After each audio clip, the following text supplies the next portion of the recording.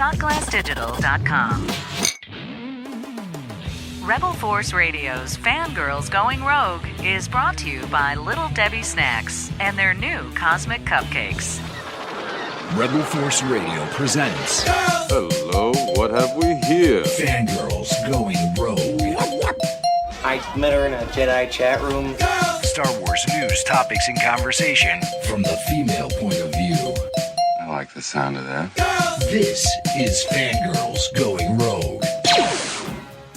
Welcome, girls and boys, to another fun, fantastic, fangirly episode of 17, actually, of Fangirls Going Rogue, brought to you by our friends and yours at Rebel Force Radio. I'm your host, Teresa Delgado, and with me are my co-hosts, as always, two wonderful women that I look up to, Tricia Barr and Sarah Woloski. Hey, guys. Wahoo! Fangirl Flair! Fangirl We Flair! just started out with the Fangirl Flair. Season finale of Star Wars Rebels and the return of Ahsoka Tano. Fangirl Flair, Fangirl Flair! Oh my gosh. I mean, I Yes. guessed it was coming. I knew it was coming. Deep in my core, I knew it was coming. But for it to actually happen was like, blah. It was like crazy. I was watching it, and when she showed up, like, I started tearing up, and I couldn't even, like, I don't even remember the rest of the episode the first time. It was sort of like, oh, I can't absorb this. I'm crying, and I'm sitting with friends who are just watching the show for the first time. So I'm like, I have to be cool. I can't act like a real goofball. Oh, come on. and I'm crying. It wasn't even a fangirl flail. It was like crying. I'm like, oh, this is just so perfect. Well, it was perfect. But I do have a couple of things that I wanted to mention and kind of get your takes on as far as Ahsoka is concerned. And we're going to have to rein it in because I have a feeling we could talk about this for forever. Okay, number one, her voice. Because we know it's Ashley. But can you guys agree with me that it does not sound like Ahsoka? It sounds obviously more grown up because I knew they were going to do that. But there's like this weird tonology. I went back and listened to some Clone Wars episodes and I'm like, I don't hear her. And it was really frustrating for me. But like, I know I'll get over it and I'll get used to it and I'll adjust. But did you guys notice that at all? I definitely noticed it, but for me, I did hear Ashley Eckstein's timbre of voice in there, and that's, like you, Trisha, that's kind of what made me cry. I was like, oh, because for me, Ahsoka and Ashley Eckstein are like all wrapped up into one, and I'm just, she's my fangirl friend, and I was so excited for her. So it wasn't even, for me, almost the character Ahsoka. I was just excited for Ashley Eckstein to be on another Star Wars series. Oh, and I'm so excited about it too, but I was just kind of like, I don't know what it was. And I kept rewinding it and going back and rewinding it. And I'm like, like I can kind of tell. But there was always this kind of, I guess, innocence to Ahsoka's voice that I loved. And it almost seems like that's gone now. And maybe that's because of what she's been through. And Ashley developed her voice that way for this or whatever. But I was just kind of like, whoa.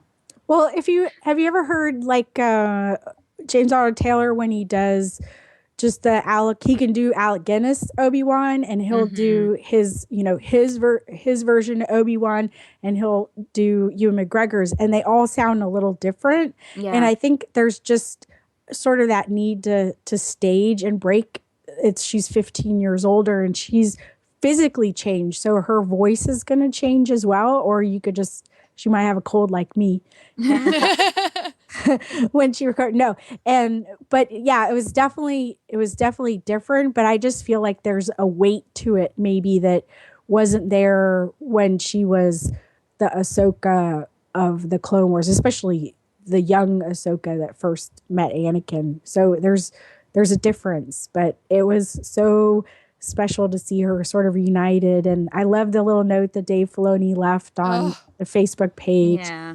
Just how excited they were that everyone reacted. And I really at first all I could write was Fangirl Flail. That was about my Twitter that was it. Couldn't even respond. So it's fantastic. So the second thing, you actually mentioned it, Tricia, she looks different. Her facial markings have changed. She's obviously taller, different outfit. Love the outfit, by the way.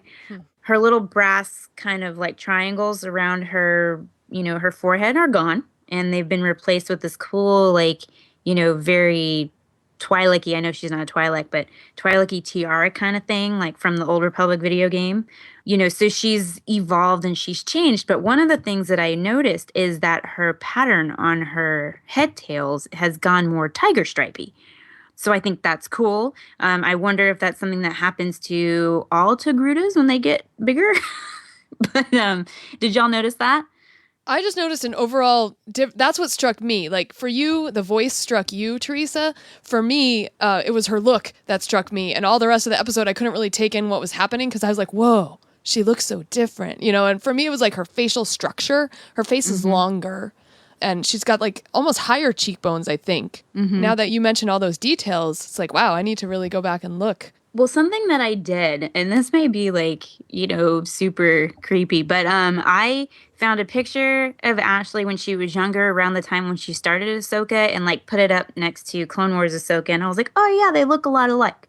And then I found a picture of Ashley from more recently at Star Wars Weekends and put it next to Ahsoka now, and it looks so much like her now. So it's almost like, they continued to use her as a model. And I believe they had said that in the Clone Wars, is they used her look as a model. And one of the other things that I think visually is different is her eye size has gone down to being less really big to being sort of, I don't want to say normal, but like less stylized than the Clone Wars. Everybody had even like Yoda had really big eyes. Yeah.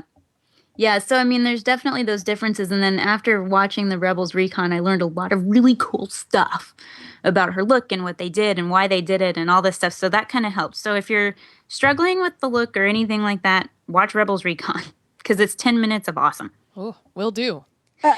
Aside from Ahsoka, what else did you guys like about the episode, just from the things that happened? Because it was really packed with awesomeness.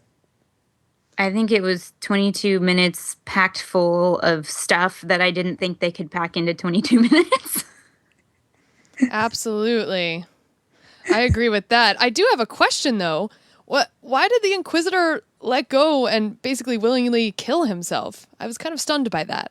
But did he? Did he die? Did he? I thought he did. I think we're led to assume that he did, but it's kind of one of those cliffhangers you see on like soap operas, like on a Friday. Or somebody falls off a cliff and what happens on Monday? Like, are they alive? Are they really not alive? I mean, they do that on a lot of shows where they leave you hanging and think that somebody's dead. And maybe he is, maybe he isn't. If he is, I'm going to be super sad because I love Jason Isaacs. Yeah. We'll just have to see.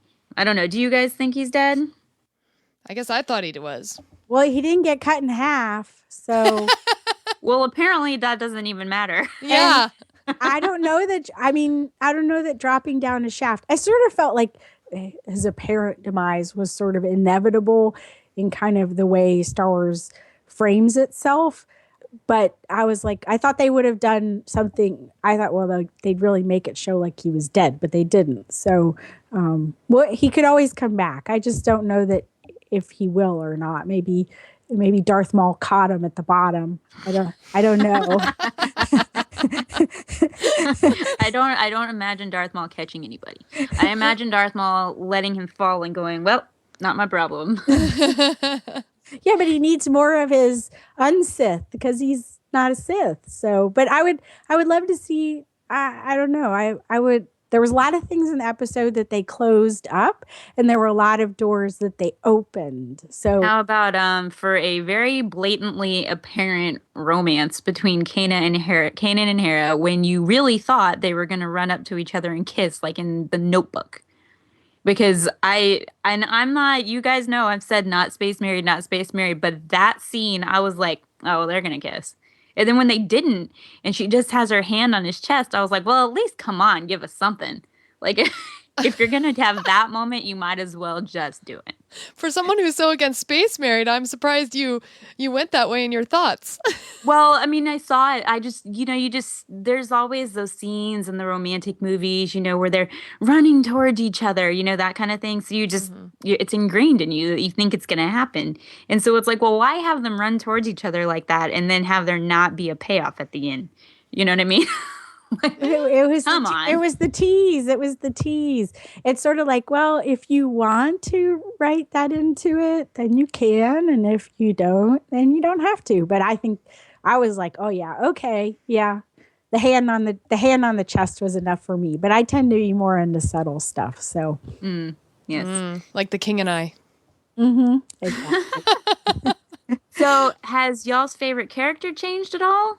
I think, Tricia, you started out with Hera, right? No, Hera's still my favorite. It'll be hard. Sabine cemented her awesomeness, and Kanan I wasn't so sure on, even though I am totally in love with Freddie Prinze Jr. But I thought he just had an amazing, like, his growth in the whole season, and then just how it ended for him in this episode. It's like, I really like him now. I see what Hera sees in him. So I was like, okay, I can do this. So do I have my favorite's still the same, but some people went up in my estimation. Cool. What about you, Sarah?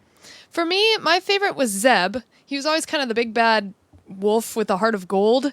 But now I think Ahsoka has to be my favorite character. And I'm excited to see her going forward because now she's like the Obi-Wan of the group. You know, she's leading this band of rebels instead of being the upstart teenager. So I like to see that change in her character. Yeah, and I know you haven't watched Rebels Recon or anything, but one of the things that they said in there, and then was also in a USA Today article about Ahsoka, is that she's going to be there, but she's not getting a bunk on the Ghost anytime soon. So I don't know what that means. I don't know if that means we'll see her in 5 episodes, or if we'll see her in more than that or less than that. So I'm kind of afraid because I really want to just see her every day. Right. But I guess we'll see. So I think I had said before that my favorite character was Sabine, I believe, but that has drastically changed now. Sabine has actually dropped a lot lower on my list just because she didn't have as much, activity as I wish she had. She was always kind of there and she blew stuff up, but she didn't get as much depth as I would have liked for her to get. So Hera has become my favorite character. And then second to Hera is actually Chopper, who I absolutely adore. And then Tricia, just like you said about Kanan, yeah, his moments that he had in the season finale made me like him a lot more than I did. So, but I go Hera, Chopper, Zeb right now. Nice. As much as I love Ahsoka, she was only there for like a short time. So I got to see how she evolves and does things before I put her there. But I love that she's there. That makes sense. What do you guys think about the reveal of Vader, who's being on the show? I'm so indifferent to that. I mean, it happened and I was like, okay, that's cool. Back to Ahsoka, please. But I did think it was interesting that we have Ahsoka and Vader / Anakin come back at the same time on the same episode on the planet where Anakin changed to Vader. And, so we're getting, it's just this kind of like strange irony. And it makes me wonder, does Ahsoka know that Vader is Anakin? Does she know who's under the mask? Will there be a showdown between the two of them? And if so, how crazy is that? So that's where I went. I was less focused on Vader being on the show as I was about like what could happen between the two of them. Well, yeah. Tarkin may or may not know who Vader is, and then obviously we don't know what she knows.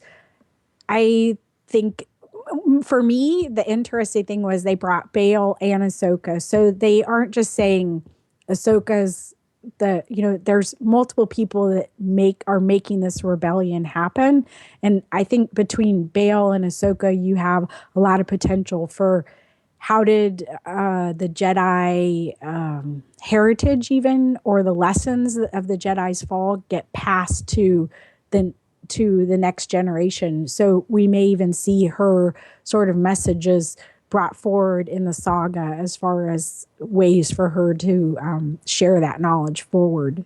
Yeah, and I think something that's cool is you were mentioning, her Jedi-ness or whatever, but something cool that they talked about is that, she has to turn in her lightsabers, and she did in the Clone Wars, and so she makes new ones because you guys saw them on her belt, right?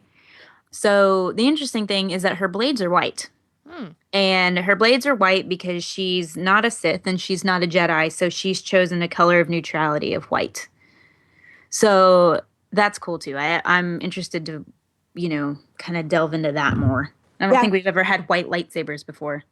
Someone could write a Star Wars Insider piece fiction on Ahsoka getting her new blades.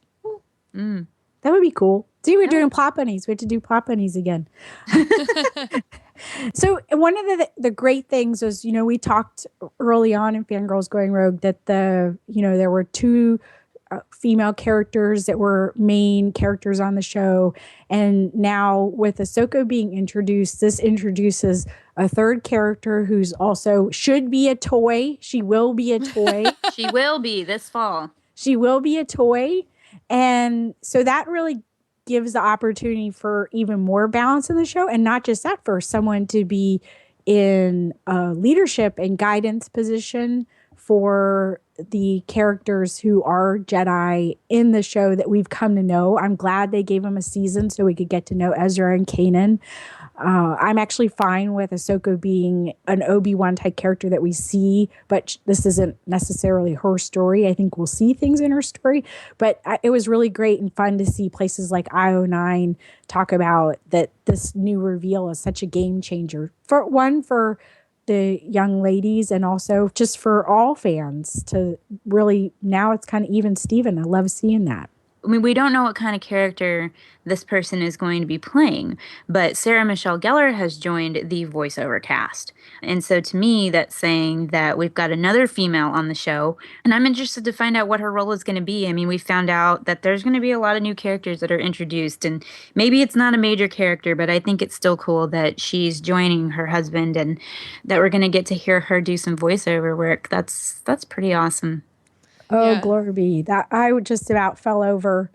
That was as big for me as I'm a huge Buffy fan. So this is an opportunity. Sarah Michelle Gellar is very popular in the geek culture, in the fangirl culture, the geek girl culture, and just more broadly in geeks in general. She's very popular, and this is a chance to have another really big name come in and really help push the show to the next level of, I think I said 49 million people watched, which is, I think is pretty impressive. It was interesting because the numbers were pretty even on the boys and girls in the 6 to 11 age group. So this is a chance for it to take it to the next level for someone like of her kind of geek stature to come on the show as well and do a voice. I agree with that. And when we posted on our Facebook page that she was going to join the Rebels cast, Ben L. Pontiff posted Buffy the Empire Slayer. I thought that was great. So I'm excited to see her, and I can get behind a husband and wife team working together. Well, I mean, it sounds to me like we really enjoyed the season finale of Rebels Fire Across the Galaxy and that we're really excited for season 2. But why don't we go ahead and get into some listener feedback? I think we should. Let's see. We had several emails this month, and the first one comes from Patty Hammond, and she's going to talk a bit about Star Wars Celebration. So here is her email. Hello, fellow fangirls. I just finished listening to your latest episode. I wanted to let you know I am so looking forward to doing the Fangirl Flail with you at Star Wars Celebration. I really like the idea of doing the Fangirl Flail during the podcast. I also wanted to share with you that not only am I going to Celebration with my husband, but I am approved for a media pass. So this is the first time I will be there with a media pass. What should I pack with me, and what should I expect? Thanks, and may the Force be with you. Patty Hammond, the everyday fangirl. Patty, bring your recorder. And bring extra batteries. Yes. And more extra batteries. And more extra batteries and an extra power source, external power source for your phone, and food and water. But batteries is something to record with if you're doing media, because you don't want to be writing down. You just want, if you're sitting there talking to somebody, you want to just be able to record it and transcribe it later. If you're doing an interview that way. And then bring your patience, because it's always an experience of trying to get in the right places. But essentially the media pass doesn't get you into anywhere special except for the media room if you want to go sit down and have an interview. But really, it's something that allows you the chance to say, hey, I am media. I have been approved. And would you like to talk to me? Nice. And I think it's a great idea to do the Fangirl Flail during the podcast. I mean, there'll be all people there who I think know what the Fangirl Flail is and will want to do it with us. I agree. I think it's a great place. And and one thing, Patty, since you're bringing your husband, have him be your photographer. So while you're recording someone, have him or someone else taking pictures for you, because that's always good to share on social media. Oh, it is. Okay, so this month we've had a lot of discussion about the female action figures. So, and people wrote in about it. And so we needed to highlight what they were saying, share with their thoughts. So Gabriel Kolba, hello, Rogue ladies. Really enjoy the show and looking forward to fangirl flailing with you at Celebration alongside my wife, Amanda. We were at Disneyland this last week, and I figured I would look to see if they had any Rebels toys, and specifically a Sabine. Sadly, none of the stores really had any toys and only had Black Series Greedo and Slave Leia, and lots of them. The people who are going to buy Slave Leia include completionists,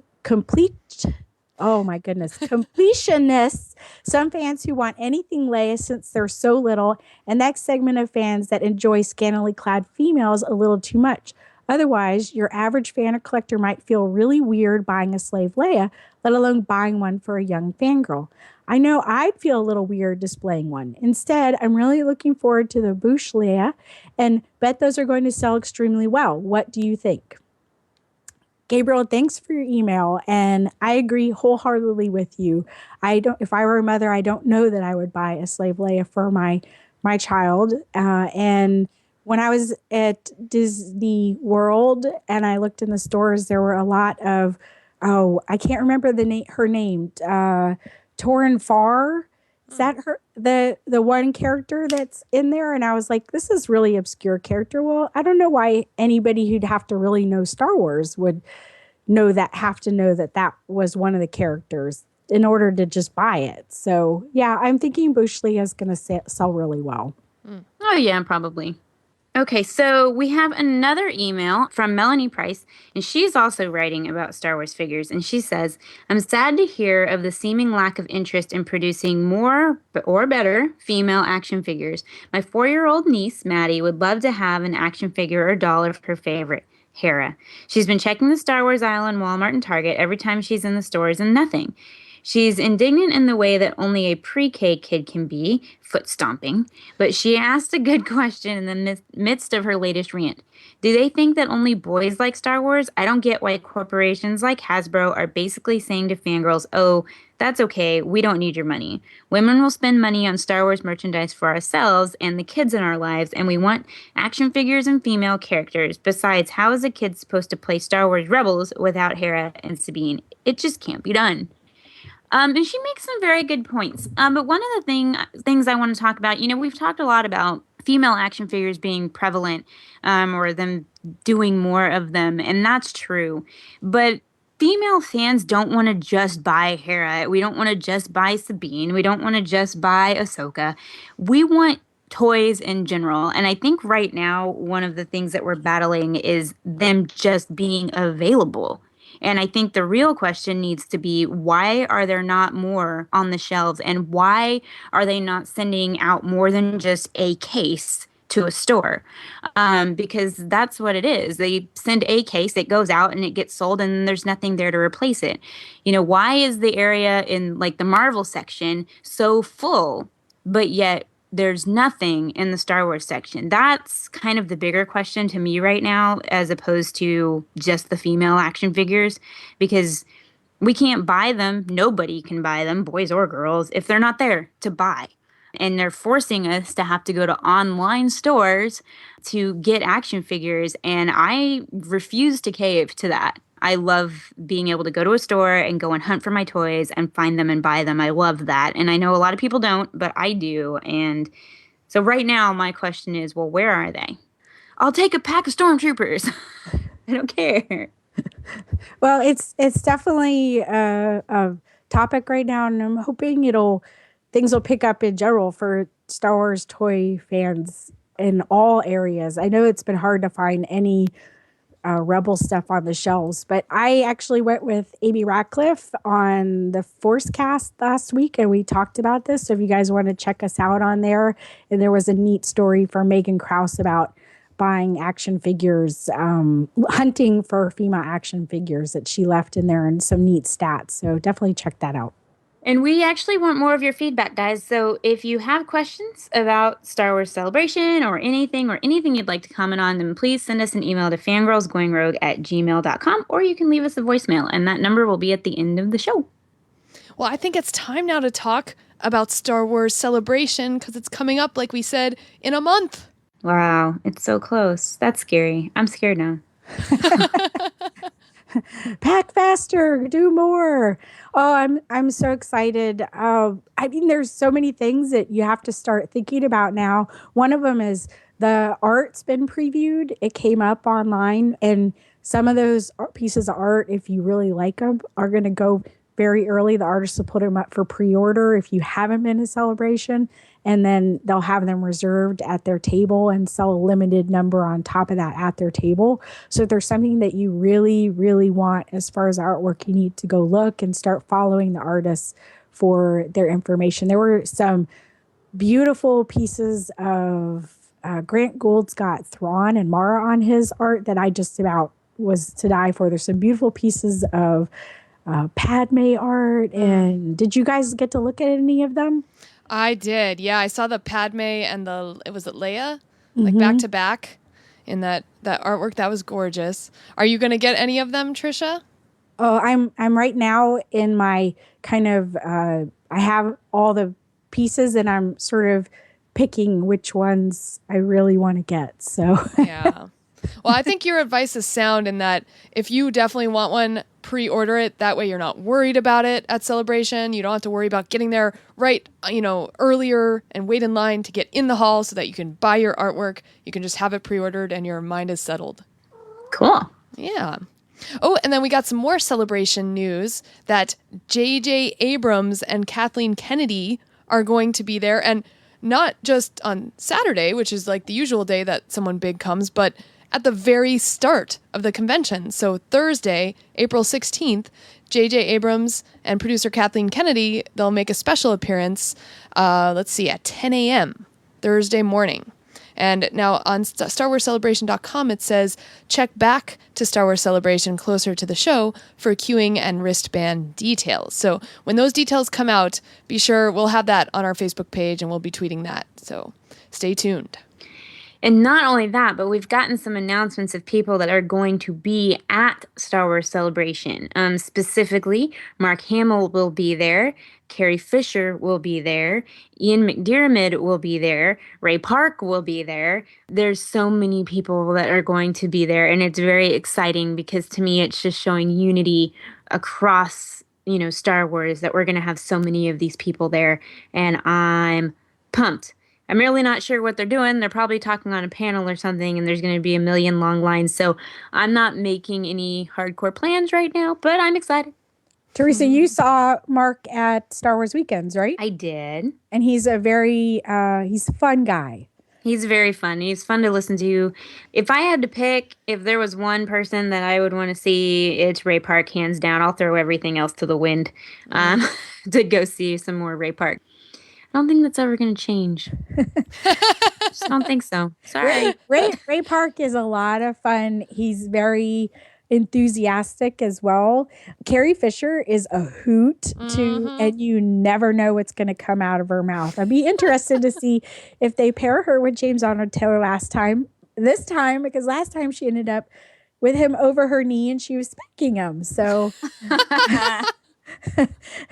we could see potentially something really wild and crazy, but she's definitely you never know what you're going to get with her. So I hope they're doing a talk with her, because I enjoyed every minute of that. And the best part was people just screaming from the audience, "I love you, Carrie Fisher," and she'd be like, "I love you back." So. Oh. Well, they haven't announced my favorite person to show up, and if they do, I will fangirl flail very hard. So we'll see if they announce that person. I'll bite. Who would is it? That be? You guys should be able to guess this. Is I it really want to know if you can guess. Is it a male? Yes. Okay. 20 questions. Yes. Okay. Does his name in Star Wars rhyme with Mon Colo? No. Okay. She had no idea what I was talking So about. it's not Harrison Ford? No. Okay. Well, is it from the prequels? Well, he's in all of them. It's Warwick. Oh, he'll probably be there. I would. He better assume. be there. He's my fave. Oh, Fave. he is adorable. Well, we have some events going on, so Tricia, why don't you start us off? Well, obviously, we're going to have the Fangirl Flair. It sounds like we're going to probably definitely do it we know we're going to do it when we're on the podcast stage. So that's Saturday at 3:00, and it will happen there. But I think it will have an opportunity to do a more spontaneous one, maybe numerous times around the floor. So, but when we're on the podcast stage, we're actually going to make this into a crazy sort of party. So, Sarah, what type of party are we going to do? Oh my gosh. Well, we're girls. We love Star Wars. What better way to show our Star Wars fandom than a pajama party on the podcast stage? Fangirl Flair, I'm so excited. So everyone, Saturday on April 18th from 3 to 4 p.m., the podcast stage is going to turn into a pajama party. So bring your jammy pants, your Star Wars slippers, your blankets and pillows, and everyone cuddle up with all your friends and listen and participate in our podcast stage appearance. And we're going to have some special guests. Tricia, do you want to tell us about them?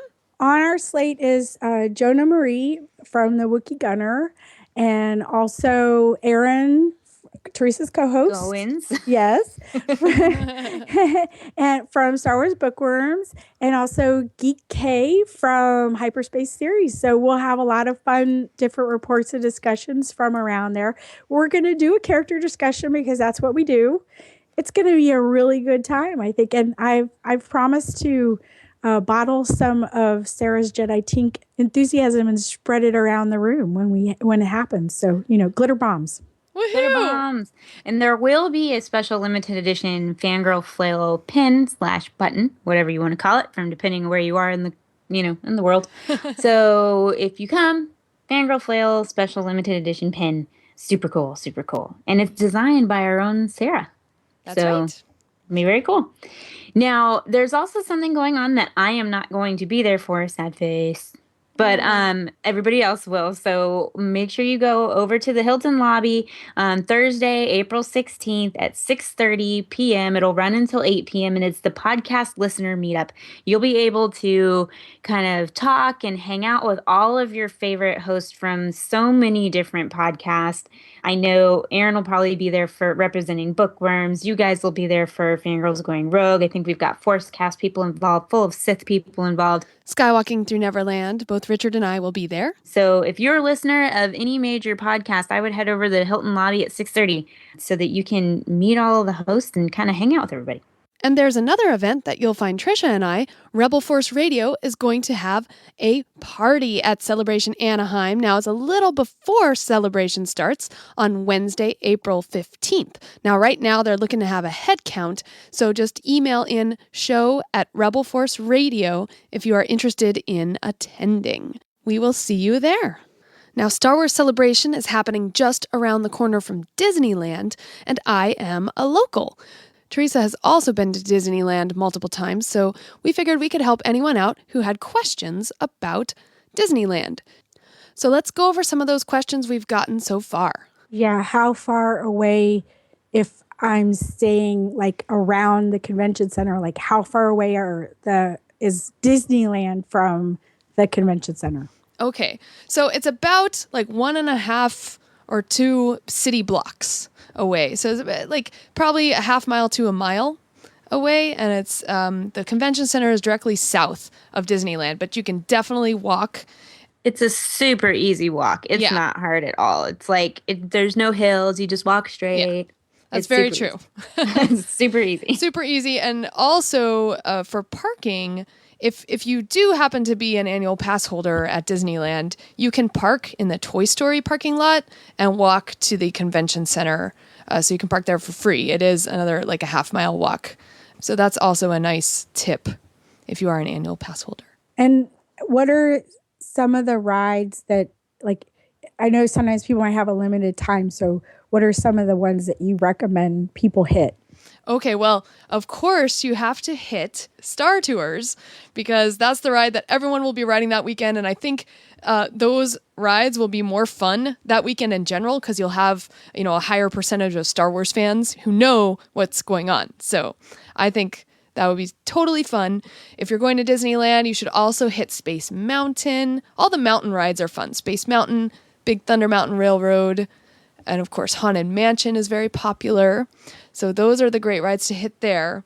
Pooh Bear. You got to go ride Pooh. Unless they've got that area closed right now, which I think I read that they do. Right now it's closed. Is it going to be closed during Celebration? You would have to look at the refurbishment schedule online. Okay. So if it's not, go ride Pooh Bear. But I know it's closed right now. And then also you have to ride the Storybook Canal Boat because they're so much fun. Now, if you hit it right, you can ride the Storybook Canal Boats, and if the fireworks start to go off, they stop the canal boats. So you're watching them in the water on the boat. That's awesome.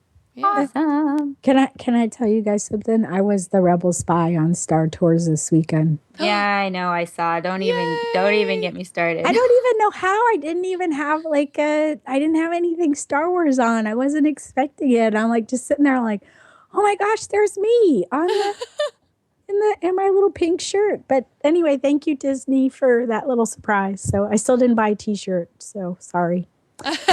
Just buy the pin. You're good. So let's see. So you were going to talk about California Adventure. I'm going to steal one. You got to go ride Radiator Springs Racers. Okay, I'm done. No, I agree with you. Thanks for bringing that up because sometimes I forget about Cars Land. I don't know why. I know everyone wants to go. I'm so insulted. Okay, so since she's not going to say it, I'm going to say it. And then right at dusk, you need to be in Cars Land over at Flows and just wait for it to start to go dusk. And they turn on the neon and start playing Shaboom. And it is the best thing in the world. It will make you cry. Probably not, but it makes me cry. And I could sit there all night long. Well, you have a special connection to Cars, so I can understand that because it is a magical moment. It is. I think it's great. And also, Screamin' is the only roller coaster that actually goes upside down at Disneyland. So that's fun if you're into thrills. And Soarin' will be closed. Never mind. Yeah, I know. Well, right now, and they will still have it going for April, the Frozen Funland. Yes. And you can meet and greet Olaf, which is amazing. The costume is amazing to look at. I don't know how they did it, but his bottom half actually bounces. Oh, that's cool. So cute. Yeah. And I still haven't been in it, but they have this whole stage that you go inside and you're basically in Arundel's town square and there's snow. You can do a little sledding. You can do a little snow play and there's food and there's music. So go check that out because that looks really fun. And then if you don't get to go to Celebration, but you still want to experience the Star Wars fantasticness, Star Wars Weekends has been announced this year, and they've already given some information on the Disney Park blog and also at StarWars.com. One of the most notable things is that the speaking engagements will not be in the theater. They will be over in Bell's Theater. Yeah, where Beauty and the Beast is now, they're going to be in the Theater of the Stars, and that's where the Beauty and the Beast show usually takes place. And we do know that James Arnold Taylor will be hosting the Stars of the Saga talk show and possibly being the official host, but the article that they put up on the Disney Parks blog doesn't say that he's the actual full host. And the new poster is awesome. It has the ghost on it, which is really cool. Darth Maul is going to be moved from where it was last year. It was in Sound Stage 1, but it's going to be somewhere over in the streets of America this year. Also, just recently announced actually is the Galactic Gathering. So if you're actually going to be there for the first Star Wars weekend, you can purchase entrance into the special event that they do for people who love all of the merch. And so it's called the Galactic Gathering. You get to pick dark side or light side, and you get a special magic band.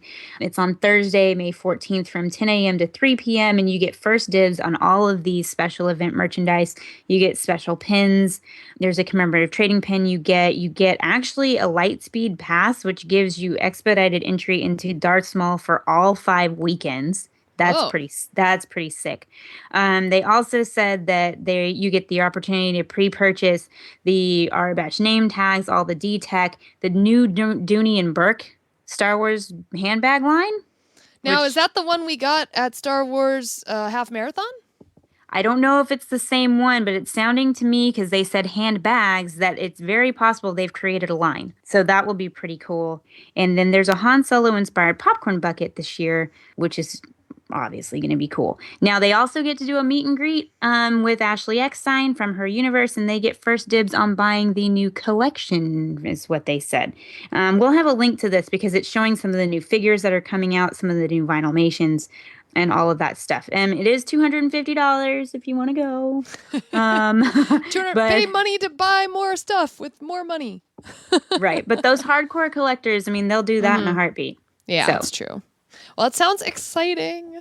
And also, Star Wars is just everywhere. And Disney has announced a Star Wars Day at Sea. It's kind of a brand new day-long celebration. And it's going to be added to 8 special sailings on the Disney Fantasy in early 2016. So what that day basically entails is, from their blog post, force-filled fun for everyone. I love that. Now, there's going to be Darth Vader and Chewbacca and stormtroopers and other characters from the Star Wars galaxy. They'll be doing meet and greets and roaming the decks and elsewhere on the ship. And you're also encouraged to dress up, which I totally would do if I attended one of these. They're going to have a mini version of the Jedi Training Academy that they have at Disneyland and Disney World. And they're going to have Star Wars trivia and arts and crafts for kids. And in the evening, there's something for adults. Adults will be entering the nightclub, and they'll feel like they've stepped into the Mos Eisley Cantina. Now, I wonder how true to life this is going to be, because if that was really true to life, that would be awesome, but I'd want it for the entire 7-day cruise. This is really cool. It's great. I feel like they're testing it to see how it's going to work and if it's going to do well and if people are going to buy those cruises or whatever. But I'm not going to shell out my money for a Disney cruise until the whole thing is a Star Wars cruise. Yeah. No, I agree. I totally agree with you.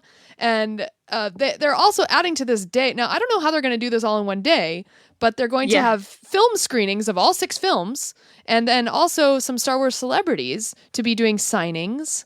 So, okay, do you watch the film? Do you see the celebrities? Do you do the arts and crafts, And then at night, they're going to have a Star Wars deck party and fireworks. So all the Star Wars characters come and you can dance with them, and there'll be a fireworks and laser show to Star Wars music. So it sounds pretty awesome, but it is only one day.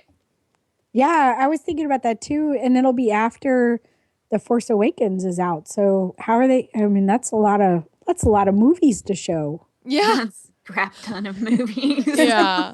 Well, they do actually state that it will be the first 6 movies. Oh, bum. I know. Yeah. Speaking of movies, did you guys watch the Oscars?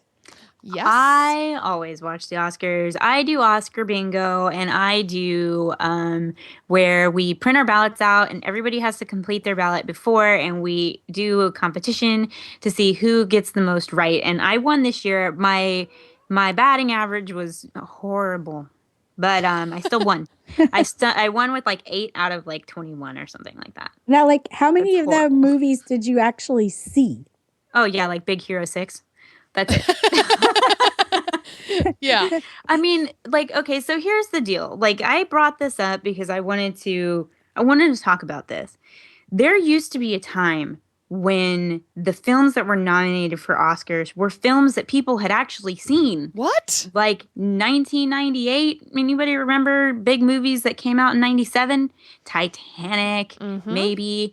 Years when Castaway was nominated, The Gladiator was nominated. Movies that people went to the movie theater and saw. Okay? this year and for the past several years, it's been like the complete opposite. And I don't know if it's maybe Hollywood's trying to say, oh, well, we want to honor all the, the creativity and all this stuff. And I get it. I completely get it. I respect it. However, it's really hard to get behind films that the viewers aren't behind. And even more so, it seems like they're only nominating the films we love, superhero films, fantasy type films and those kind of things in categories like makeup and costume. And then they don't even win. Why bother nominating them if you're just going to give it to the ones that you've nominated for Best Picture? Another issue I have is the whole, animated category. We saw Beauty and the Beast win Best Picture, and it should have. And I think they've moved away from nominating animated films in the Best Picture category, and I think it's a darn rotten shame. Okay, I'm off my soapbox. Please chime in. I thought it was interesting that it wasn't just voting. They actually, there was they were dissing superhero movies in the script of the Oscar show when they were using stormtroopers in their production number, and they talked about John Williams' music being integral to part of the movie-going experience. And yet, there was parts of the script that were actually sort of, or Liam Neeson actually read the one part where I was like, whoa, man, what's going on here? Calling superhero movies formulaic. And no, I know. But can we just note that a one amazing woman said the word Star Wars and I about fell out of my chair? Great music does more than enhance a film. It cements our memories in the film-going experience. I mean, imagine The Godfather without its iconic theme, or Breakfast at Tiffany's without the music of Henry Mancini, or the wondrous themes and music of John Williams in Star Wars. If Julie Andrews, if you're going to have her say it, then you best start recognizing them because she's like a goddess. Can you tell I care about this? Absolutely. I totally agree with your point. Like, for me, Julie Andrews and John Williams are my ultimate, superheroes. And the fact that Julie Andrews came out on that stage, and yeah, I agree with you. So at least we had that one shining moment of light in all this craziness of the Oscars. Right.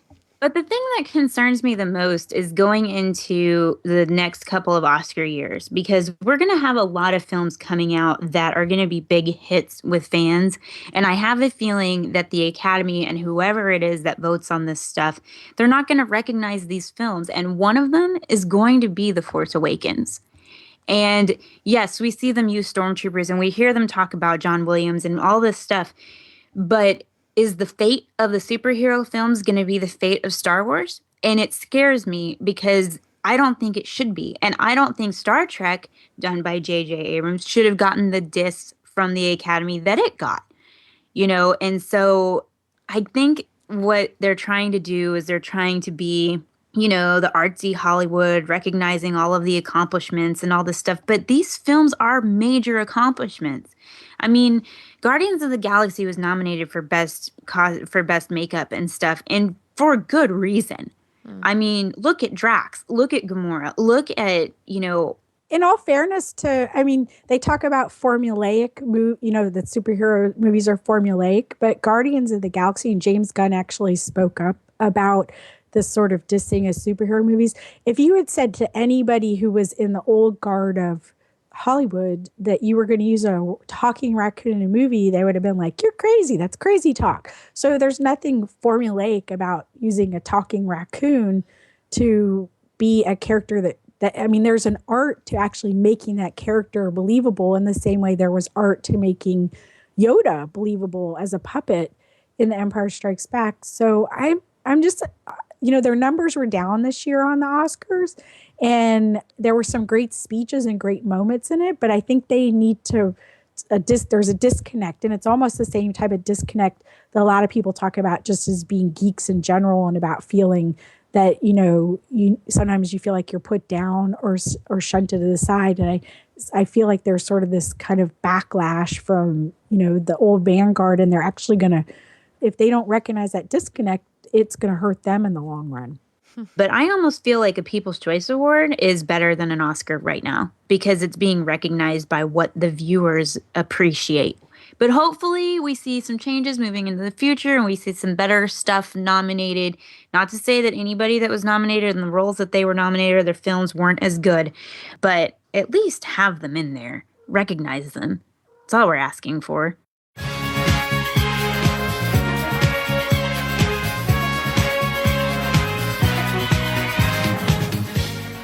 Guys, so now that you've got all your stuff together and you're ready to put together your Fangirl Flair, we are down to 1 month to go till Celebration. So Amy's back, and we're going to talk a little bit more about making our little Fangirl Flair and going over some pointers. So we were talking about doing the painted shoes, micro machine rings, and decoupage headbands. So let's go into the painted shoes, Amy.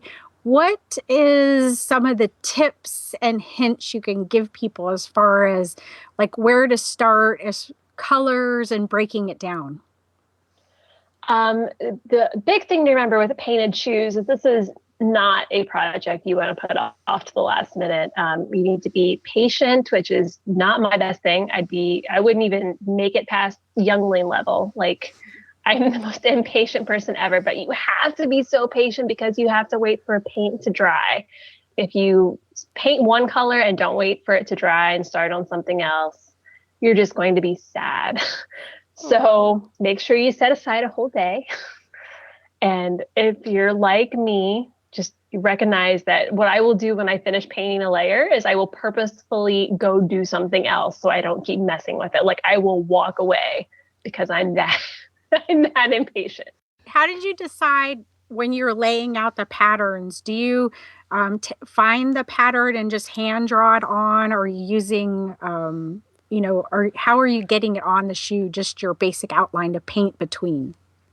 So if you're, doing something like symbols, you can find the Rebel Alliance symbol, anything like that, basically on the internet, and use a stencil and you paint that way after you print it out. But if you're doing something like the droids, I just do it by hand. I look at a lot of reference pictures and then very lightly, like my Chopper shoes, they're white canvas. So I looked at pictures of Chopper and then took a pencil and my tailor's tape. So it's, actually flexible, but it gives me a straight line, and very lightly drew the outline. And then I'm trying to remember what color. I usually start with the lightest color and then work my way up to the darkest color. Yeah. So if I screw up, I can cover it up. And remember too, that if it's like on your feet, I know a lot of times you're looking at it really close and you're like, oh, that's going to look, you think you made a mistake, but it's down on your feet. So people aren't going to get down there and look as close as you are. So don't get too hard on yourself. I know I can do that sometimes, but then when you hold them far away, you're like, oh, that doesn't look as bad. So don't be too critical of yourselves, but have fun. Yeah, that's a great point. People are not going to be 2 inches from your feet. I hope not. Unless they take off your shoes to rub your feet during the convention? Maybe then. And hopefully then you know them at least. Yes. So they won't judge your shoes. Yeah, that may be the other segment on convention protocol. Don't get down and inspect people's feet. And then as far as finishing them up, how would you finish them up so that they would last?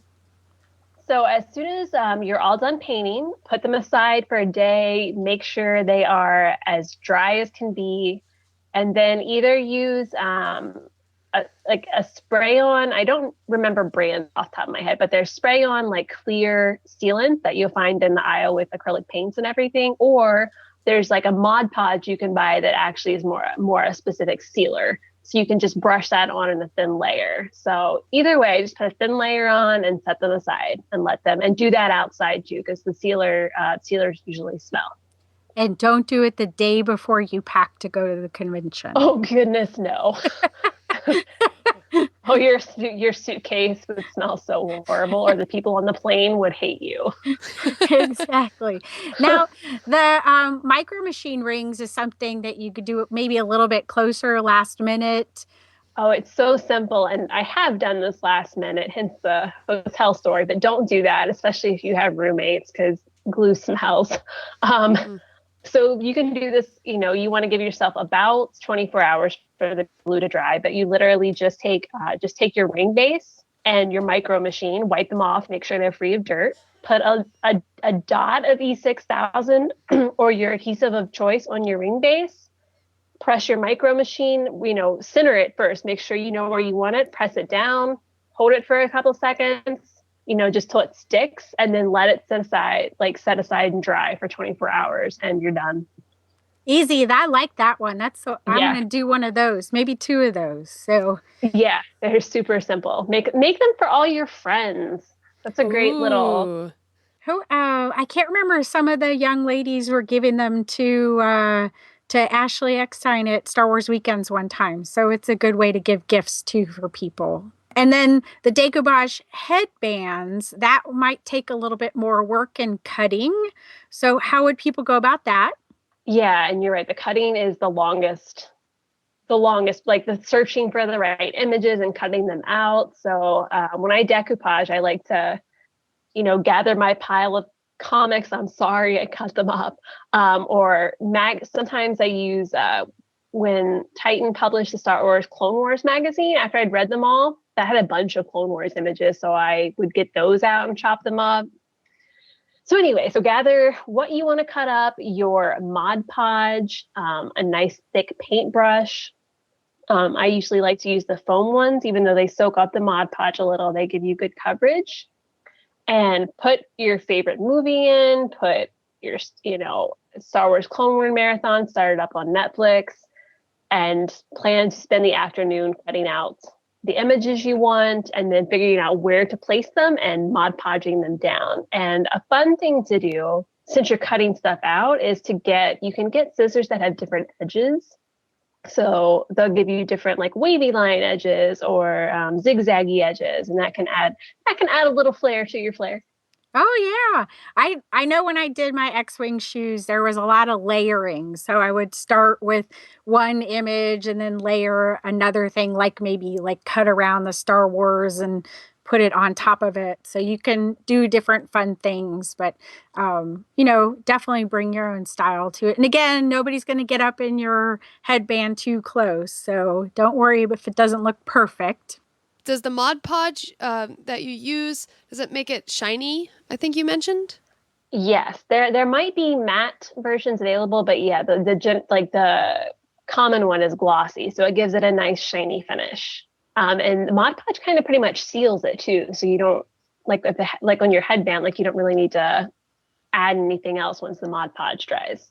Nice. All right, so now everybody's got their stuff out there that they're planning, they're doing, and we're going to come back one more time to catch up with Amy and see what she's got ready and what we've got ready to go to Celebration. This will be for our last episode right before Celebration, and we'll tell you where we'll be sharing our flair and that you can find us, and also how to share your flair with us on social media so we can retweet it out and show everybody else how fangirls are spicing up Star Wars with their own little style. Okay? So thanks, Amy, for giving everyone this advice. We really appreciate it. Oh, thank you guys for having me on. I love talking crafts and flair and stuff. And just real quick, how can people find you on Twitter if they need to connect?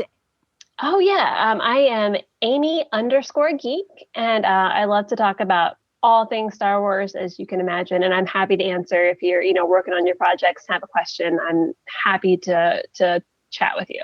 Great. And again, this will all be up in our show notes, all the different project ideas, so you guys can find them. Some of them are on StarWars.com. Some of them are on Amy's site, Geek with Curves. So we'll be making sure there's ways that you can find how to do these things.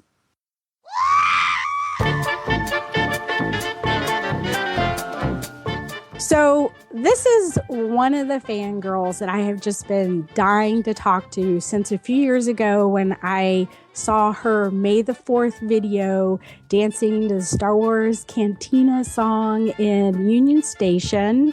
Welcome, Jennifer Landa, to the show. Hi, thank you so much for having me. We're so glad to have you on. This is kind of apt timing. You've been recognized on the internet recently for having a wonderful Star Wars wedding, but you have been writing, blogging, and making videos for a long time out there. You're one of the positive, shining examples of being a Star Wars fan.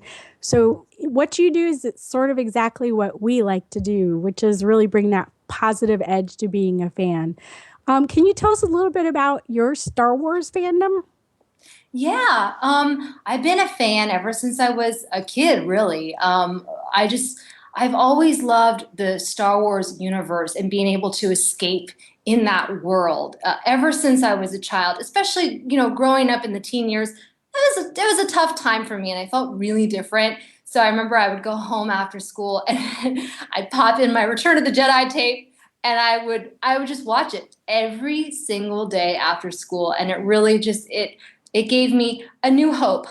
No, but it really did. And it wasn't until later on that I discovered the online Star Wars community, and that really changed my life. I mean, being able to find like-minded people who shared my passion and that there was no judgment, it was revolutionary. So I'm so grateful to be a part of this community. About what time was that you discovered the online fandom?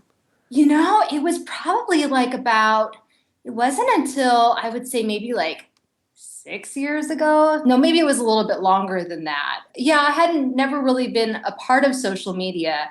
And I remember I discovered Bonnie Burton and StarWars.com. And that really it opened my eyes that oh my gosh, there's so many other people out there who love Star Wars and who I can talk to about it. Was Star Wars your only geek thing, or were you into other geeky things too? I'm trying to think of some of my other fandoms. I love Harry Potter.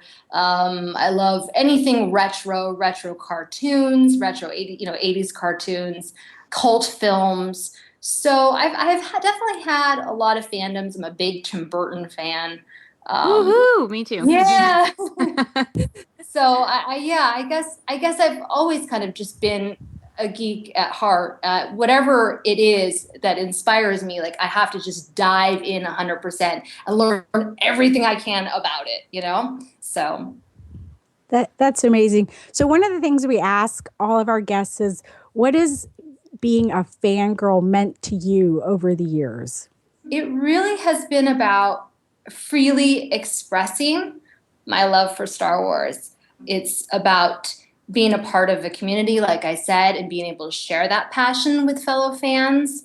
And it's about really embracing that side of yourself, which, oftentimes I found that people would judge me, why do you care? Why are you getting so, passionate about a movie or a franchise or books or comics or whatever? And it was tough for me to articulate, but that's the great thing about being a part of the Star Wars community is you don't have to articulate it. They get it. And that's the best part for me about being a fangirl. Oh, that's awesome. I think we were all about to say the same thing. Yeah, I know. I know for me, the first time you ever met someone that you got to talk to about Star Wars, did you get so excited that you couldn't talk? Yes, it was the words were going so fast that I could barely think. It was so exciting to not have somebody be okay, I'm going to keep walking. It's no, I get it. I understand you. It's a wonderful feeling. Awesome. It really is. So what is something that you feel is underrated or underappreciated about the Star Wars community? Not community. What am I trying to say? About Star Wars in general. I was trying to say franchise. That's the word I meant to say. Well, speaking of fangirls, I personally believe that the female Star Wars fans are very underrated and also underserved, which it's just crazy to me because Star Wars female fans have been around since 1977 when the movie came out. And yet we are still in 2015 having to fight for more female action figures on toy store shelves. I'm so thankful for Ashley Eckstein and her universe, because without her, like, I would still be shopping at Target in the boys section for t-shirts. So I just really feel like larger companies are missing a huge opportunity to not only cater to us, but like just really include us in their merchandise. I hope it changes soon. I really do. Me too. I think at this point, though, we're not just looking for more female action figures. We're looking for action figures, period. Yeah. I don't know if you guys have been to the stores lately. Pegs are pretty, there's not much on them, at least in the Star Wars section. There really isn't. And it's even shocking, like when I sometimes see, superhero or Star Wars shirts for girls, I love pink, but it's like everything is pink. Or it's, my boyfriend is a superhero and things like that. I'm like, what? You don't have to really change the shirt design. We like the same things oftentimes as guys. So, just make it in our sizes. Hopefully it'll change. Yeah. I know one good thing about being a girl, though, is we get to plan weddings. And so we want to hear, because I know the social media and like a bunch of websites like people.com kind of took to your Star Wars wedding. And I know Teresa and I had Star Wars weddings as well. So we wanted to talk to you about yours because we were super excited having had those weddings ourselves.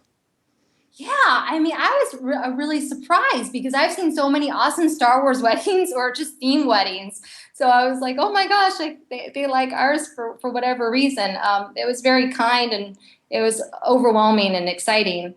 It was a lot of work to plan the wedding. I did not have a coordinator. I had, a coordinator for the month of, but I basically did everything myself. And that was a big undertaking. I learned that pretty quickly. But I just wanted to incorporate Star Wars somehow. My mom is very traditional. And I remember she was like, oh, God, how much Star Wars stuff is there going to be? And I was like, well, okay, I guess we'll have to tone it down a little bit. So that was why I kind of went a little bit more subtle with certain things. But by the time of the reception, it was like, whatever, we're going to just really go for it. My dad even was, game, and he dressed up as Darth Vader, which was it was really surprising. I didn't think he was going to do it. He surprised me. That sounds a lot like my husband. He was like, so how much is there going to be? I'm like, all right. I hear you. I ended up getting more in there than I thought I would, even on his cufflinks. So, ha. Oh, what cufflinks were they? He had Imperial Cog cufflinks. And I had the Her Universe charm bracelet with all of the charms on it. So we have a really awesome picture zoomed in on our hands with our rings on of his cufflinks. And they positioned my Imperial Cog charm to be front and center. So it was kind of cool. I love it. I love that. I love that kind of stuff. Those little details like that, that people from afar will just be like, oh, they have such nice cufflinks or, such a pretty bracelet. But then you look up close and it's like, cool. The fans get it. Yeah. Like your details. I know your belt, you made a Stormtrooper belt. Can you describe it? Yeah, basically it was just made out of ribbon. And then I had been making some resin pieces using those chocolate molds, those silicone molds. I think that ThinkGeek sells. And so I had some Stormtrooper heads laying around and I thought, why not use that Stormtrooper head on this belt? So I attached it and then I added some sparkle, some bedazzling, and that was it. And I wore that to the reception. That's so awesome. I love talking weddings. I know my husband was kind of the opposite. He wanted more Star Wars, and we had kind of a Star Wars Disney wedding. And so during our ceremony, actually, stormtroopers had to come in. Someone stood up and said, I object to this wedding. And stormtroopers came in and escorted him out. Oh my gosh. Do you have video of that? I want to see it. I do have video. Yes. Awesome. I'll have to send it to you. Now, I have to ask, I know, Sarah, I think you and I have talked about this before, but was there any Star Wars music present at your wedding? Yes. We had the Star Wars main theme play after they said, we now pronounce you man and wife. So we did that. That was me too. Me too. Nice. Yeah, we had to. And it was like, that John Williams music when it just sounds so majestic and official. It was just the perfect way to, to begin our new life together. Let's see, what else did we have? We had the Imperial March play when we came in, for the reception. We had the stormtroopers enter before us, and then we followed behind them. And also, of course, for my dad's entrance, he insisted on having Darth Vader breathing sounds for his entrance. That's awesome. That was pretty funny. Oh, that is fantastic. I was like grinning when you said, I just had some stormtroopers laying around and I bedazzled them, I know, who else says that but, us. Right. That's so great. I'm waiting for a bedazzled stormtrooper to be in one of the Star Wars movies. It'll make my whole, fangirldom. So one of the other things that you've done is just not on Star Wars side, but through your YouTube channel, you've tackled issues like diversity and the idea of the fake geek girl through videos. You do it sort of in a clever way where you sort of challenge some of the things people say. Why do you feel strongly that you need to do that, or what inspires you to do it? I love The Daily Show, and I think the way that they tackle these tough issues through satire is just it's so brilliant. And it's even funnier when the people that they're kind of criticizing have no idea when they're interviewing them. I've just always loved that. I personally I don't like confrontation. So using satire and humor is kind of a perfect way for me to address these difficult issues. And I really just feel passionate about it because if I don't say something, then, who will? There's this wonderful quote, and I can't remember exactly, but it's like, basically, if you don't speak up, even if you disagree with what someone is saying, your silence basically is kind of like agreeing with that person. It's our job to let people know that's not okay. And I think especially with like the fake geek girls thing, I just got so tired of this ridiculous argument that people were saying. I thought I have to do something. So that's why I made the video. I love how you found the guys with the biggest muscles. I know. What's really funny is that year, for some reason, there were a lot of male shirtless cosplayers. Better clarify that. But it's funny because the last year I noticed there weren't as many guys that were shirtless. It was probably just a coincidence. But that particular year, there was a lot of muscly men walking around, it was really funny. There's probably a reason for that. I don't know what it is, but there's probably a reason for that. Maybe it was warmer that first year. Who knows? Yeah. Right. Or maybe Doctor Who hadn't set in, so they finally realized they should wear bow ties and shirts. Yeah, it's funny because I still get a lot of comments on that video of people not realizing that it's satire, and they're very upset with me that I'm attacking these men who go to the gym. So I'm just like, it's supposed to be a joke, but at least there's some discussion about it. That's true. So Jennifer, your videos are awesome, and I was watching a few of them today. And how do you plan them out? Like, how do you pick your topic? Who videotapes you and everything? Well, for the most part, it's me. I'm a one-woman show. So I'll just, sometimes I'll plan out my videos a couple weeks in advance, but more often than not, it's just me on a Sunday or a Monday. And I'm like, ooh, that's a fun idea. Or if something happens in, the geek world and I want to talk about it, I'll just put on my microphone and start filming. So generally, it's just me, and then I edit and I do it all. But on the videos like the fake geek girls and the dancing at Union Station and stuff, my husband actually is my DP. So that's been a lot of fun for us. Perfect. Yeah. It's always great working as a team with your partner in crime, if you will. Yeah. Sarah knows all about that. Absolutely. Yeah, we do a Star Wars Disney podcast together, Skywalking Through Neverland. That's right. So cool. So, Jennifer, what are you going to be up to for Celebration? I'm assuming you're going to be there. Yes, I'm excited. So, do you have anything special going on? I do not. I am looking forward to it. I'd like to do a video of some sort. As of now, I have no idea what that will be. But yeah, I'm really excited to check it out and see all my friends. And I think it's going to be crazy this year in particular. I think that there's going to be a lot of people, so that'll be exciting. But yeah, I'm just going to be walking around and checking stuff out, checking out the panels. I know you've been to a few before. What's some of your favorite things at Celebration previously? Oh gosh. The fact that it was just all Star Wars all the time. That was it was like a fantasy, it was a dream come true to be able to shop Star Wars, talk Star Wars. Even after the convention, you go and you hang out and you're still talking about Star Wars. It's just so, and being able to, I saw Mark Hamill speak, which I don't know if I'd ever seen him before, like really talk. And it was just incredible.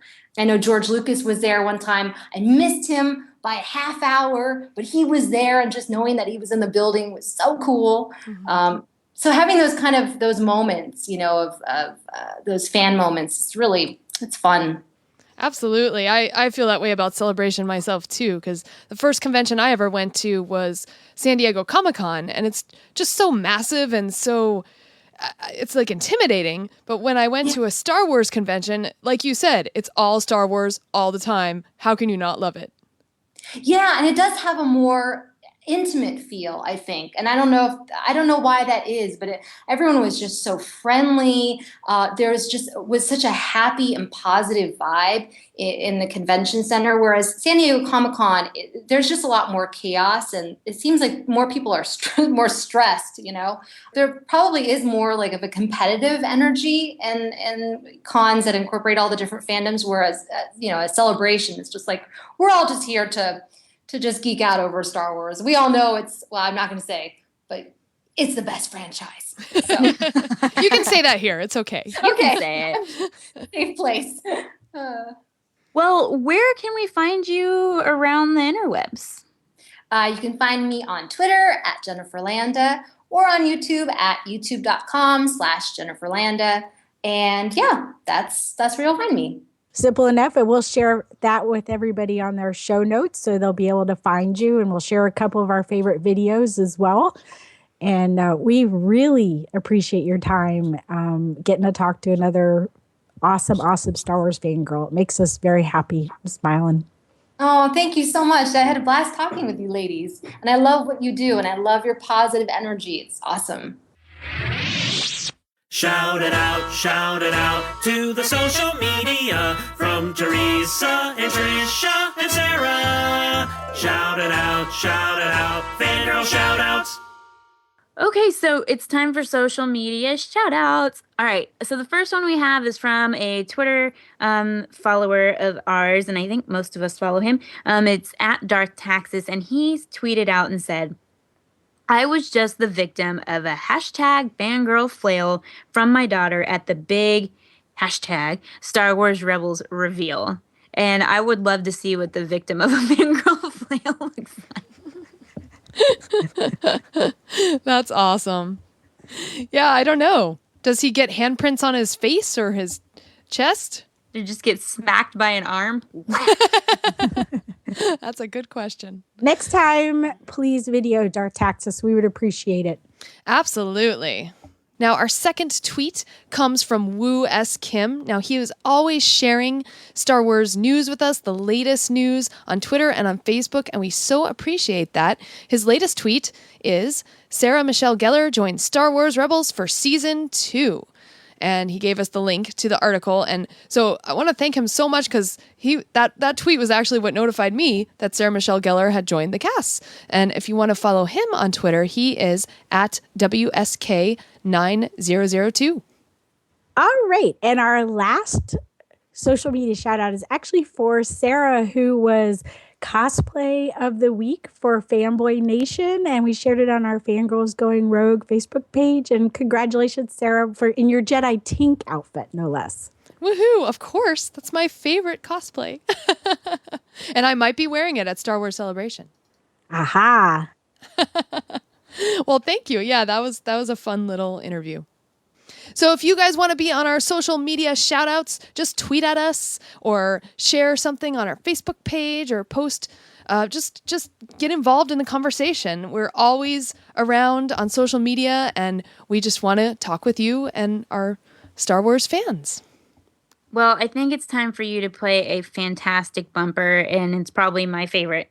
Sidious, Anakin, Luke and Leia, Qui-Gon Jinn, C.O. Bibble, Kylo Ren, Salacious Crumb, Bib Fortuna, Boba Fett, Amidala, Wicket, R2-D2, BB-8, I can barely keep it straight. It's a character discussion. It's the Fangirls on character. It's a character discussion. This month, we took a look into who we've done in the past, and we noticed a very large gaping hole, didn't we, Tricia? Mm-hmm. So we decided that we were going to have our character discussion be none other than the woman of the hour herself, who just had her first comic book in the Marvel line published, Princess Leia #1, Leia Organa. Hello, what have we here? Leia, count me in. So I'm going to let you guys start because I know you love her, love her. Tricia. Princess Leia, what can I say? She has been, when I have had down moments and had struggled through things, I've said, what would Princess Leia do? And marshaled through things. So having a heroine that you can identify with and look up to has been very important. I saw on social media all over the place today that her variant covers were selling out at comic book stores. And so were just the regular issues. So woohoo, she's gone. She sold tons and tons of issues on this little mini series. It's a fun little look at Princess Leia. We're going to see some interesting things in that, you know, they're not dependent on back when a lot of the Princess Leia stuff was written in the expanded universe. They didn't know about the prequel trilogies, or they didn't have that to build on. So I'm excited that, you know, there might be possibilities to learn more about her heritage. So, but I was, you know, looking up and reading on Mark Waid, who's the writer, and he said the Comics Alliance did an interview with him. This was actually way back when they first announced this. They said, what's the most fun or fascinating part of this project for you guys? And he said, writing an unapologetically strong female lead. And, you know, we think a lot of Princess Leia as a funny character, but it's really funny in that she's got some snark and some bite to what she's doing, and she's not messing around. So that's sort of my favorite thing about Princess Leia over the years. How about you, Sarah?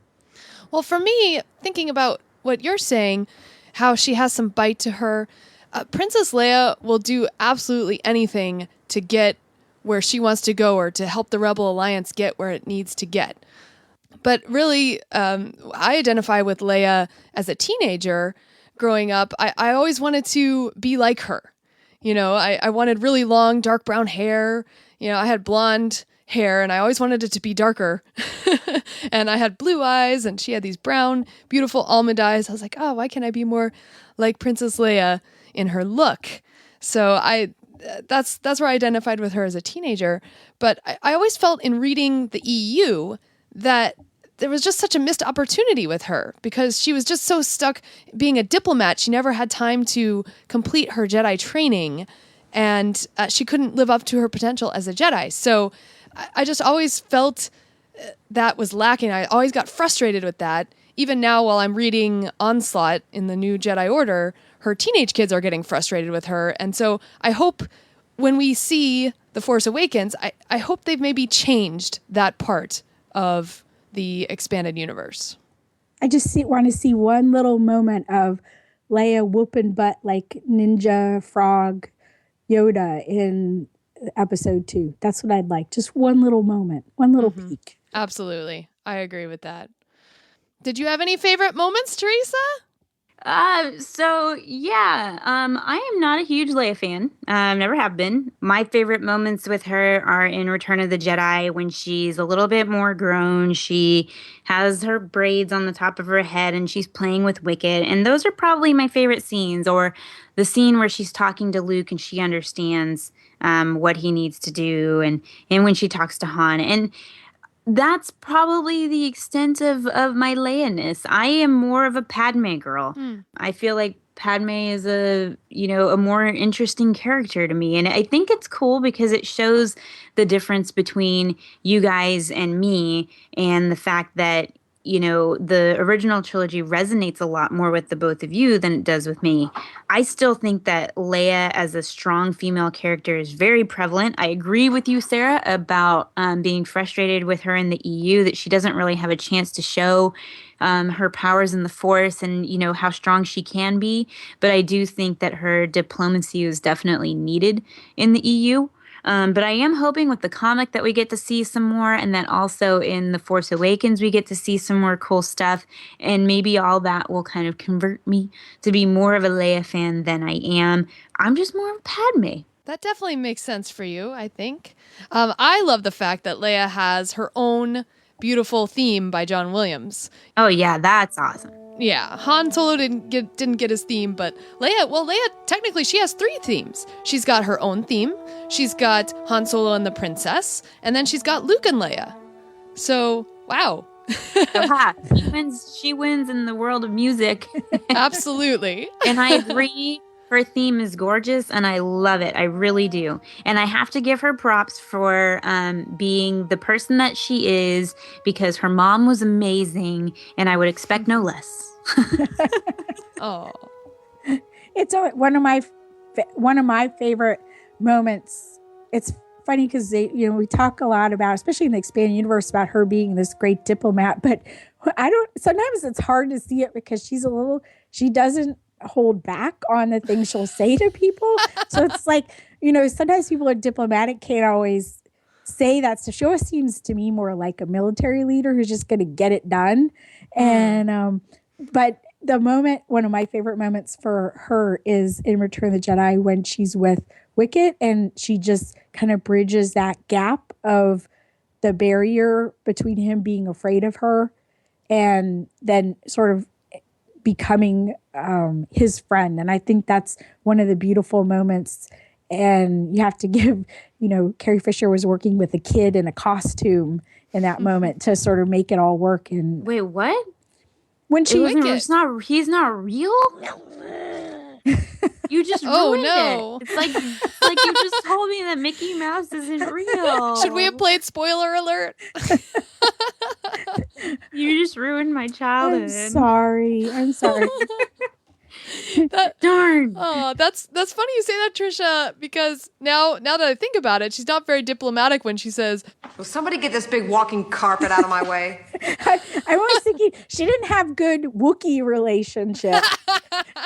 She couldn't have. So, that's Yoda's side, because she was definitely sort of like, all right, get him out of here. And then, she's all sweet to the cute little cuddly teddy bear alien. So it's always, there's an interesting dichotomy to her character, because there's always people are saying she's such a great diplomat. And I'm like, just because she was a junior senator doesn't necessarily mean that we don't see a lot of things. That's the one moment there where we do see that she can bridge divides between people. And that's one of my favorite moments. So the hat, it's food. You eat it. And also, and we get just that is one of those awesome moments where you think, well, she's got some like action chops too, because she's flying that speeder bike, and that's not something you just hop on and fly. So, she's doing the flying and he's on the back, Luke's behind her. So you get to see kind of that great moment, for her to really see her as an action heroine. So yeah, definitely. I want to give a shout out if you want to hear more about Princess Leia. Richard and I on Skywalking Through Neverland for our Valentine episode, we went into the similarities between Leia and Han's relationship and Gone with the Wind and Rhett Butler and Scarlett's relationship. So that's episode 66, and it's a pretty awesome discussion. So I would recommend listening to that if you want to hear more about Princess Leia. We did it! Well, guys, we've reached the end of another show. It's kind of sad because now we won't talk for a month, except through email. But we want to thank everybody so much. We appreciate all of you, all of our listeners, everybody who contacts us through the month in between shows. And when you share your thoughts with us, it really means the world to us, and we value every single one of them. So please, please, please keep interacting with us. You can find us on Twitter. We're at FG Going Rogue. I am at Ice Cold Penguin. Tricia is at Fangirl Cantina, and Sarah is at Jedi Tink. We are on Instagram. We don't post a lot there, but we're at FG Going Rogue, and you can email us at fangirlsgoingrogue@gmail.com. We also love to hear your voices, so please send us a voicemail. That number is 331-21-EWOKS, otherwise known as 331-213-9657. And on Facebook, we have lots of news, lots of fun posts there. You can search Fangirls Going Rogue and find us on Facebook. And Tumblr is the fun place to be to see lots of Ahsoka pics from Rebels and just all sorts of GIFs. I'm having fun putting stuff in the queue. So that's fangirlsgoingrogue.tumblr.com. And please go like us on Rebel Force Radio on iTunes and leave a positive review. And in your review, mention how much you like Fangirls Going Rogue. So until next time, da-da-da-da-da. Yub. Yub.